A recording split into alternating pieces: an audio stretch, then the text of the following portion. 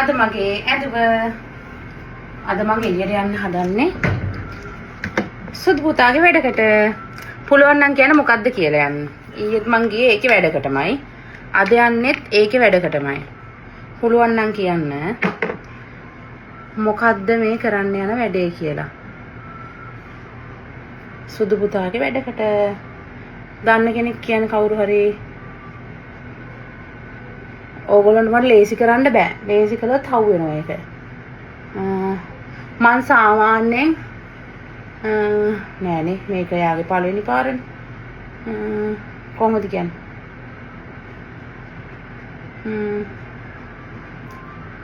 සාමාන්‍යයෙන් අනුන් පොඩි ඉඟියක් දෙන්න. විශේෂ දේවල් වලට හැමදාම මම විශේෂ දේවල් කරනවා. හරිද? ඔන්න ඕගොල්ලන්ට මම පොඩි ඉඟියක් දුන්නා. අපේ සුදු පුතා කෑ ගහනවා.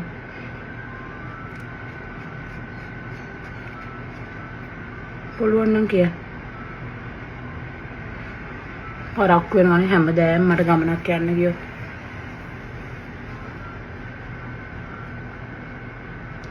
හැමදාම පරක්කු වෙනවා ගමනක් යන්න ගියොත්.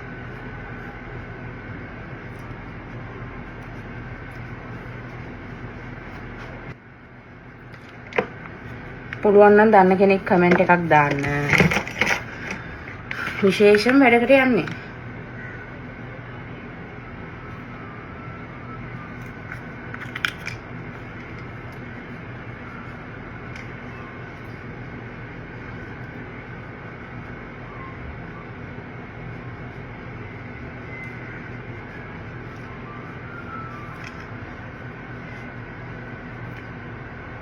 මම්ම තමයි ඉතින් මේකප් කරගන්නේ.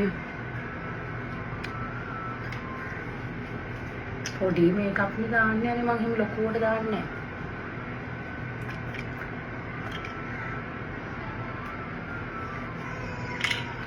නැහැ. යන්න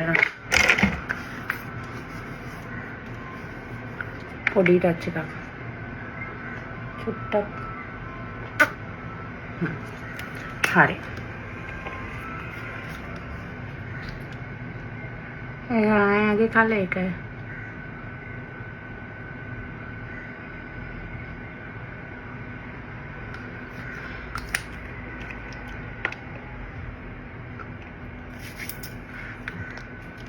perfume එක. මං ගහන්නේ හස්බන්ඩ් එක. මම හරි ආසයි මේකට. මගේ එකක් තියෙනවා ඉතින්.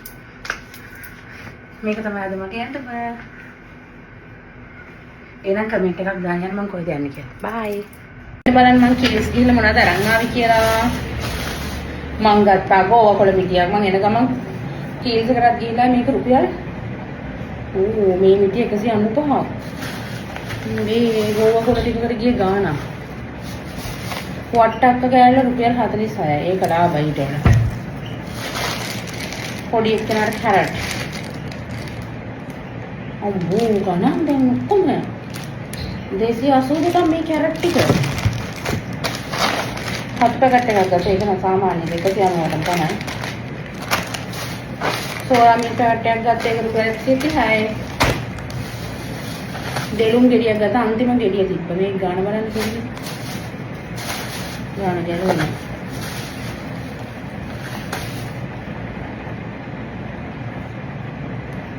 පුදුමයි. 559 එක. අද ඒ ගෙඩිය අද.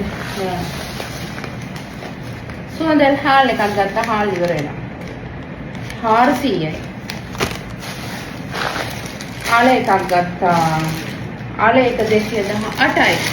ග්‍රෑම් කොච්චරද 500ක් කොහොමද? මාළු ගත්තා. ඒක දෙන්නන්න ඕනේ නැහැ. ඔය ටික තමයි ගත්තේ. තව පාන් එකක් ගත්තා. ඇත්තටයි ගෑනුන්ටම ඊර්ෂ්‍යාව ඔච්චර. මම දකින්නේ ගොඩාක් අය කමෙන්ට් කරන කට්ටිය ඉන්නවනේ ගෑනු. මාර ගෑනු කියන්නේ මාර ඊර්ෂ්‍යාවක් තියෙන මාත් එක්ක අනේ වන්දනේ කමෙන්ට් කරනවා. මෙයාට කමෙන්ට් කරන්න එපාලු. ඉතින් ඒක කියන්න හරි කමෙන්ට් කරන්න. ඉතින් කමෙන්ට් නොකරම ඉන්නකෝ.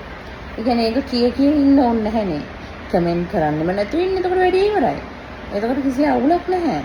ඒක කිය කමෙන්ට් කර ඉන්නවා. බයින් එකම කරන්නේ. ඇයි බයින්නේ? මිනිස්සෙක් මෙහෙමයි. දැන් අපිට නම් මිනිස්සෙක්ව පෙන්වන්න බැරි නම් අපි මේ මිනිස්සත් එක්ක කතා කරනවා තියා හිතන්නේවත් නැහැ. ආයේ කතා කරන්නෙත් නැහැ, මූණක් බලන්නෙත් නැහැ, මුකුත් නැහැ, කමෙන්ට් කරන්නවත් මුකුත් නැහැ. ඉතින් ඕගොල්ලෝ කරන්නේ මොකද්ද? ඕගොල්ලෝ කරන්නේ බැන මඩේ දානවා ගන්න, මඩේ දානවා ගන්න, මඩේ දානවා ගන්න. ඇත්තට ඉතින් ඕල්රෙඩි වැඩක් නැහැ නේ. කෙනානේ වන්දනේ මිනිස්සු ඇයි යන්නේ මෙහෙම? අනුන්ගේ දේවල්ම තමයි. අම්බෝ මිනිස්සු තරම් අපේ ලංකාවේ මිනිස්සු තරම් මම දැකලා නැහැ වෙන කොහේවත්. මඩ ගහන්න තියෙනවා නම් කෙනෙක්ට උපරිම ෆ්‍රෙන්ඩ් එක කියන්නේ දැන් හිතන්නකෝ ඇත්තටම Facebook එකේ එක සතියට එක එක්කෙනා එනවනේ. දැන් එක පාට එක්කෙනෙක් ආවා. දැන් තව එක්කෙනෙක් ආවා. ඇත්තට බලන්නකෝ මිනිස්සු ඒ වලටත් හරියන්න දේවල් කරන සතියෙන් සතියට එන විදියට ඒ වලට වීඩියෝස් කරනවා. මිනිස්සු ඇත්තට තව කෙනෙක්ට hina වෙන්න අපහාස කරන්න බලන්න ඉන්නේ. මට විතරක් නෙමෙයි හැමෝටම පොදුයි ඒක. හැමෝටම එහෙමයි. අපේ මිනිස්සුන්ගේ හැටි. ඇත්ත ලංකාවේ හැටි.